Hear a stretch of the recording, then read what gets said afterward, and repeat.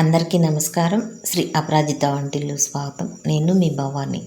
ఈరోజు వీడియో రవ్వ లడ్డూలు చేస్తున్నా. చూడండి ఎంత మెత్తగా ఉన్నాయో, అలా నోట్లో వేసుకుంటే కరిగిపోతాయి అన్నమాట. అంత బాగున్నాయి. ఇవి పంచదార పాకం పట్టడం లేదు, పాలు పోసి చేయటం లేదు. బెల్లంతో రవ్వ లడ్డూలు చేస్తున్నా. బెల్లం కూడా పాకం పట్టడం లేదు. వీడియోని పూర్తిగా చూడండి. రండి ఇప్పుడు వీడియోలోకి వెళ్దాం. బొంబాయి రవ్వ, యాలక్కాయలు, బెల్లము వీటిని వేరే కప్పుతో కొలుసుకుందాము. బెల్లాన్ని సన్నగా తరిగి అలా పక్కన పెట్టుకోండి. వేరే కప్పుతో కొలుస్తానన్నా కదా, అదే కప్పుతో కొబ్బరి కూడా తీసుకుందాము, పచ్చి కొబ్బరి. ఇప్పుడు స్టవ్ వెలిగించి బాండీ పెట్టి నెయ్యి వేసుకోవాలి. ఒక టీ గ్లాస్ అంతా నెయ్యి తీసుకున్నాను, సగం నెయ్యి వేసాను. ఇప్పుడు ఆ నెయ్యిలో బొంబాయి రవ్వ వేసి వేయించుకోవాలి. ఆ కప్పుతో 2 కప్పులు రవ్వ తీసుకున్నా. అంచుల కాడికి తీసుకుని 2 కప్పులు వేసాను అన్నమాట. రవ్వ వేసి ఆ నెయ్యినంతా చక్కగా గరిటెతో కలిపేసి మంచి వాసన వచ్చే వరకు రవ్వని బాగా వేయించండి. స్టవ్ని సిమ్లో పెట్టుకోండి. కొంచెం సెగ ఎక్కువ పెట్టినా రవ్వ మాడిపోతుంది. అలా కాకుండా చక్కగా సిమ్లో పెట్టి రవ్వను బాగా వేయించండి. చూడండి ఎలా ఏగుతుందో కదా, రంగు మారుతుంది.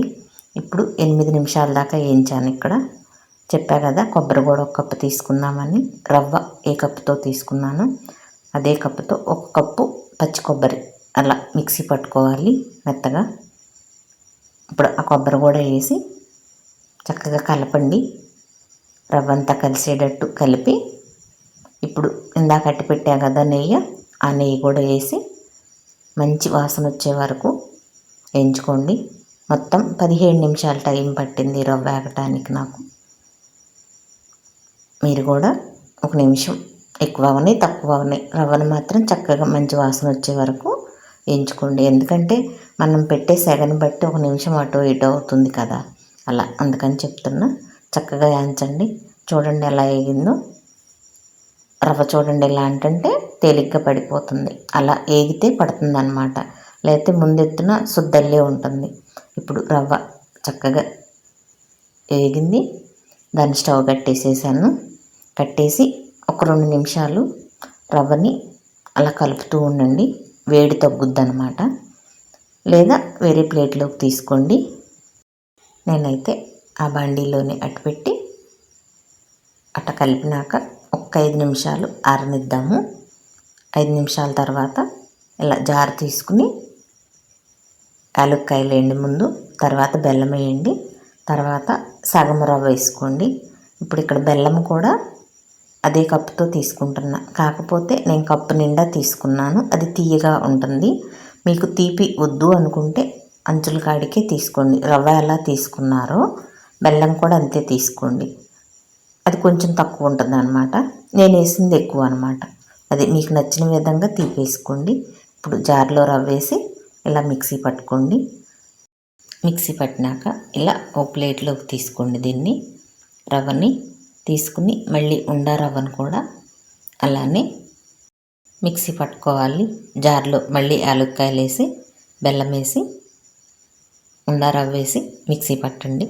మిక్సీ పట్టేటప్పుడు స్పీడ్గా తిప్పేయకుండా కొంచెం వేయటము ఆపటము అలా చేసి మెల్లగా వేసుకోండి. వేసుకుంటే బెల్లం బాగా కరుగుతుంది. బెల్లము కరిగేటట్టు మిక్సీ వేయండి. అందుకే సన్నగా గడ్డలు తరగమన్నాను బెల్లాన్ని. అలా బెల్లం గడ్డలు లేకుండా చూసుకుని మిక్సీ పట్టుకోవాలి. ఇప్పుడు అదంతా ఒక ప్లేట్లోకి వేసి చక్కగా కలుపుకుని కలిపిన రవ్వనంతా ఒక పక్కకు పెట్టుకుని ఇక లడ్డూలు చుట్టుకోవాలి. చూడండి చక్కగా ఉంది కదా, అలా చుడుతుంటే చూడండి ఎంత బాగా వస్తుందో. పాకం పట్టకుండా పాలు పోయకుండా ఎంత మెత్తగా ఉందో కదా, చాలా బాగుంది. వేడి మీదనే కాదు, ఆరిపోయినా కూడా లడ్డు చక్కగా వచ్చింది. రవ్వ ఆరినాక కూడా అంత బాగా వచ్చినాయి అన్నమాట లడ్డూలు. ఇలా చక్కగా బెల్లంతో లడ్డూలు చేసి చూడండి, చాలా బాగున్నాయి.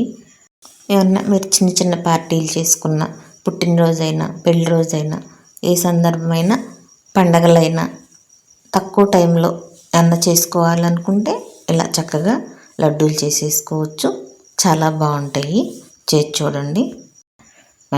మన ఇంటికి చుట్టాలు వస్తున్నా లేదా పిల్లలకి స్కూల్ బాక్సులు కావాలన్నా, సాయంత్రం పూట ఎవరైనా సరే కొంచెం ఏమన్నా తిని టీ తాగుతూ ఉంటారు కదా, అలాంటప్పుడు ఇలా స్వీటు చేసుకుంటారు, కారపూస వండుకుంటారు.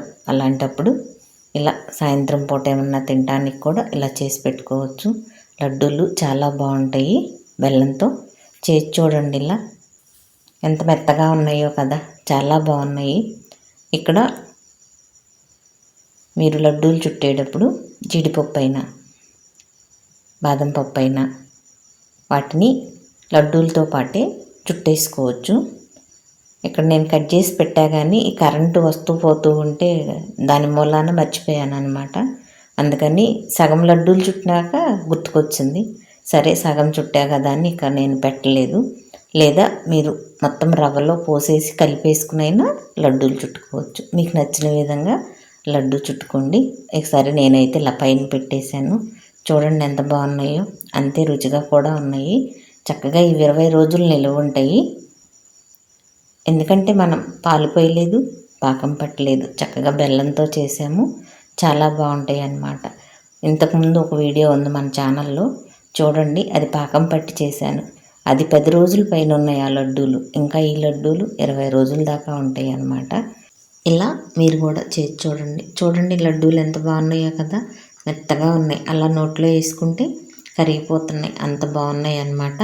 ఇలా మీరు కూడా చేసి చూడండి, తిని చూడండి. నచ్చిందా వీడియో? కామెంట్ చెప్పండి, లైక్ చేయండి, షేర్ చేయండి, సబ్స్క్రైబ్ చేయండి.